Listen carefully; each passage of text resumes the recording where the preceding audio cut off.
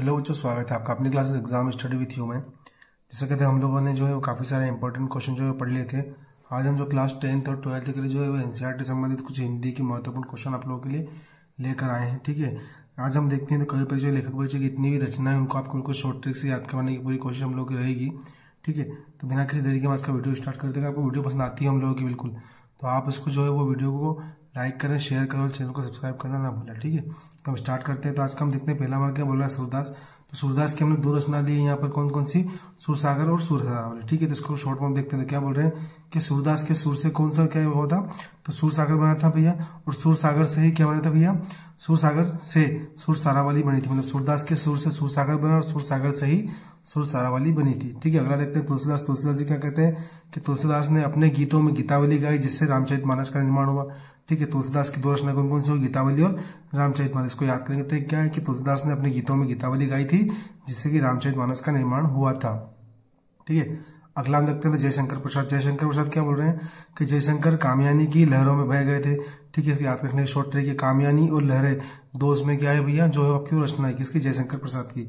ठीक है, अगला क्या बोल रहे हैं, सूर्यकांत त्रिपाठी निराला। तो इसके शॉर्ट ट्रिक क्या बोल रही है रचना याद रखने के लिए कि निराला अनामिका की आराधना करते, तो निराला किसकी आराधना करते थे, तो अनामिका की। तो अनामिका आराधना क्या है, दो रचनाएं इनकी है ना। इसे हम अगर आगे भी देखते हैं तो आगे क्या बोल रहे हैं, आगे हमारे नागार्जुन। नागार्जुन जी क्या कहते हैं कि तुमने कहा था कि नागार्जुन खून और शोले के हीरो है।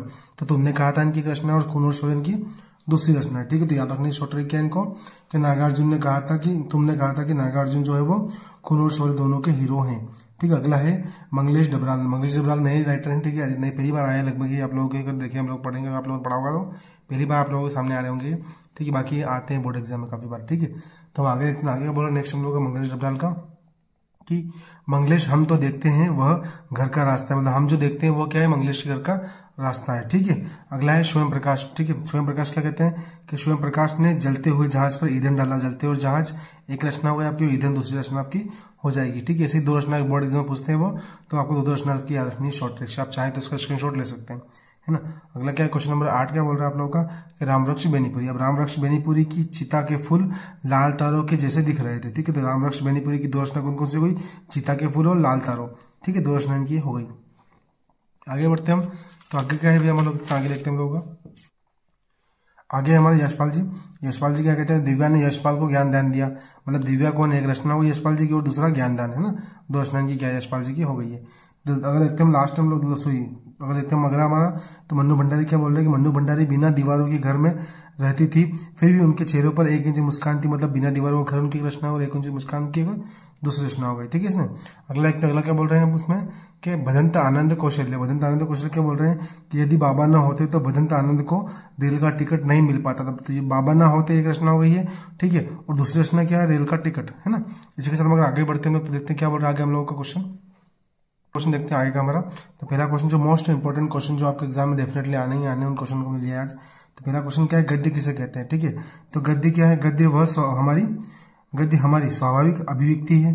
गद्य के माध्यम से ही हम अपने दैनिक जीवन में सभी कार्यों को संपन्न करते हैं। मतलब दिन प्रतिदिन जितनी भी क्रियाओं के कार्य होते हैं वो किससे संपन्न करते हैं हम लोग, तो गद्य में संपन्न करते हैं। ठीक है, निजी जीवन, पत्र, डायरी आदि साहित्य में कहानी, उपन्यास, निबंध, नाटक, जीवनी आदि लेखन का माध्यम गद्य ही होता है। गद्य का क्रमिक विकास हिंदी के आधुनिक काल के आरंभ से हुआ है। ठीक है, मतलब गद्य का आरंभ कहाँ से हुआ, तो हिंदी के आधुनिक काल से हुआ है ना। आगे देखते हैं हम लोग क्या बोल रहे हैं कि गद्य का प्रयोग व्याख्या, तर्क, वर्णन एवं कथा के लिए होता है। गद्य में किसी कथ्य को सहजता से, सरलता से एवं स्पष्टता से व्याख्या करने की क्षमता है। व्याकरण के नियमों का प्रयोग भी आसानी से ग्रहण कर लिया जाता है, किसमें, गद्य में, है ना।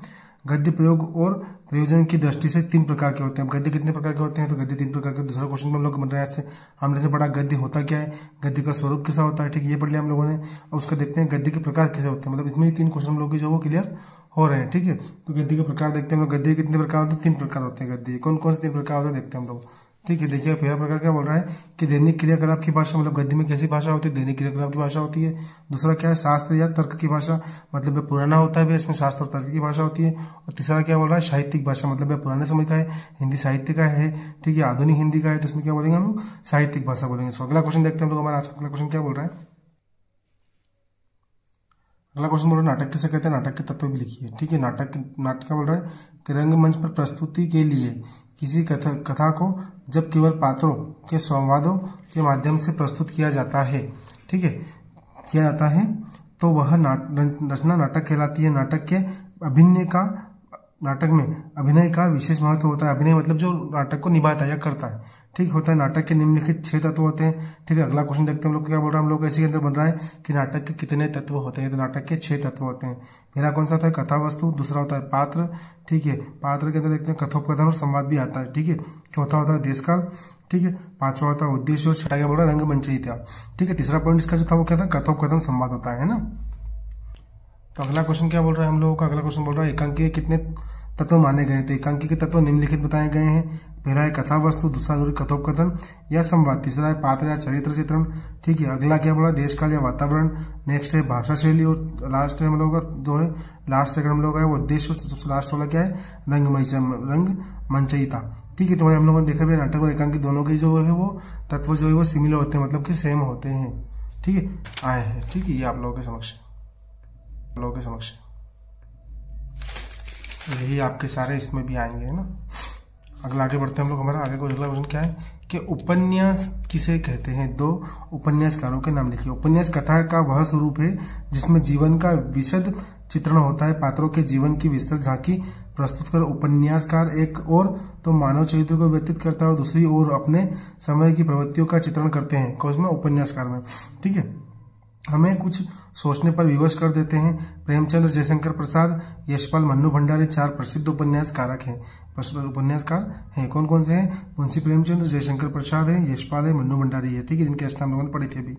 लास्ट क्वेश्चन देखते हैं हम लोग। लास्ट क्वेश्चन क्या कह रहा है? ये कहानी के कौन कौन से तत्व होते हैं, ठीक है। कहानी के निम्नलिखित तत्व होते हैं। कहानी के 6 तत्व होते हैं, ठीक है। जैसे हम नाटक पढ़े, इसमें एकांकी पढ़े, से कहानी के भी कितने तत्व होते हैं? 6 तत्व होते हैं, ठीक है। कौन कौन से? कथा वस्तु, पात्र एवं चरित्र चित्रण, कथोपकथन या संवाद, देशकाल या वातावरण, भाषा शैली और उद्देश्य, ठीक है। अगर आपको क्लास पसंद आई हो तो क्लास को लाइक शेयर सब्सक्राइब अवश्य रूप से कर लेना, ठीक है। और चैनल के लिंक और क्लास के लिंक को शेयर करना ना भूलें। अपने इतने भी फ्रेंड्स, अपने इतने मित्र हैं, उनसे पूरी कमेंट जरूर करें, क्योंकि बोर्ड एग्जाम काफी नजदीक है। क्लास 10th वाले बच्चे ज़्यादा से ज़्यादा इस वीडियो को शेयर करें और 12th वाले भी।